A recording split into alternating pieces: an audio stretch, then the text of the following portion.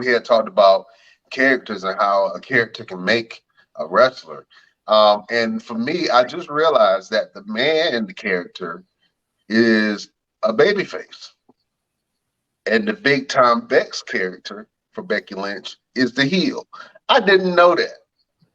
I couldn't really, I mean, I knew it in theory, but I didn't really know the difference between the two characters until she left as Big Time Bex. And she was getting her ass whooped every week, being Big Time Bex, to be honest with you, at the end of it.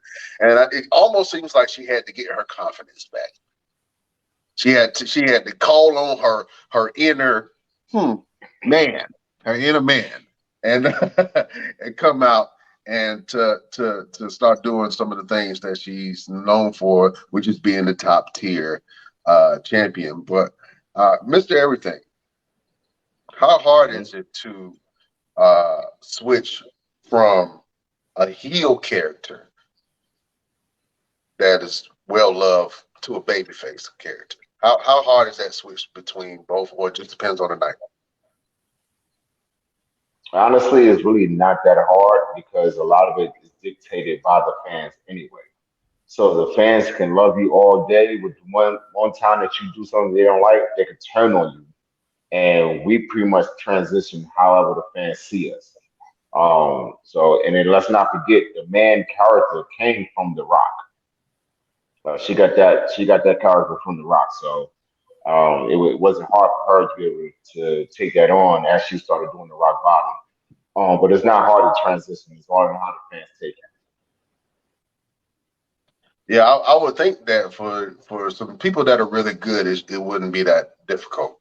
But for someone who's used to working one way and now all of a sudden they have to work another way, I would think that there would be some type of transition change or character change or something where they have to just take on a whole different persona, maybe an extension of themselves in order to play a villain, a really good villain. Let me go around the room, man. Who were some people who do you think were really good at both roles? They were good faces and they were good heels.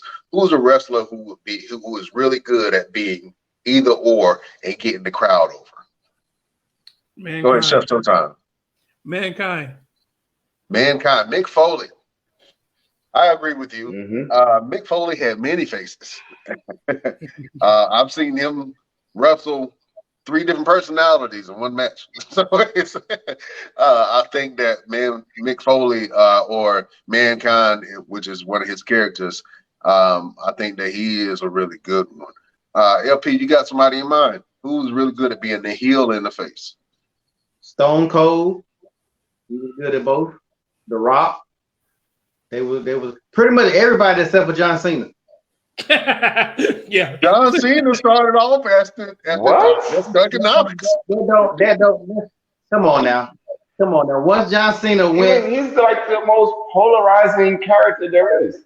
once John Cena got to that level, he even when he should have went heel, they never made him. Look at Roman. Look how long people wanted Roman to go heel, and they wouldn't do it.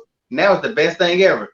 If John Cena would have went heel during that Nexus, John Cena would have been the man. But John Cena, he ain't gonna do it now. John Cena was a heel when he was first coming up. That little bit of small amount of time, he didn't matter. Once he got big, he never went back to heel. Everybody else would go back and forth. Even Stone Cold. Stone Cold said he regretted it at one point in time. I saw an interview. He said he regretted going heel. But Stone Cold as a heel with the Alliance, it was hilarious. And he was funny. I didn't like that Stone Cold. I'll be honest with you. I wasn't a fan of that Stone Cold. I felt like that Stone Cold sold out. It was a horrible, soggy cornflake version of Stone Cold Steve Austin. What? That started from him being a heel. What? And that's the worst thing that happened to wrestling. That one catchphrase is the worst thing that's ever happened to wrestling because fans chew wrestlers up with that what, Jack? And it messes them up and it throws them off. And people who have the script memorized in their head and they try to say it, and the fans are like, what? It'll throw them off completely. You see the people who it affects. You gotta know how to do it. What? You ever see the Undertaker? He got out. Undertaker was like, "If you sleep with your sister, say what?" And they stopped. Yeah, you got. Oh man, that is funny. Yeah, Mr. Everything. Who is a really good heel slash babyface? I have to throw either The Undertaker or Randy Orton. Those two are my top two to be able to transition between both sides easily with no problems. I'm gonna go to someone who has been flickering back and forth for a while now, and he is known as the great Chris Jericho. Chris Jericho has been wrestling hell since the Attitude Era, man. I remember when Chris Jericho first debuted in WCW. You know what I mean? He was different. He was the long-haired punk with the shiny, glittery pants, man. And, he had a Shawn Michael-esque vibe. Like, if you had to put the Hollywood Blondes with the Shawn Michaels type character, that's what he was at the time. Um, I loved Chris Jericho. I love watching Chris Jericho coming up.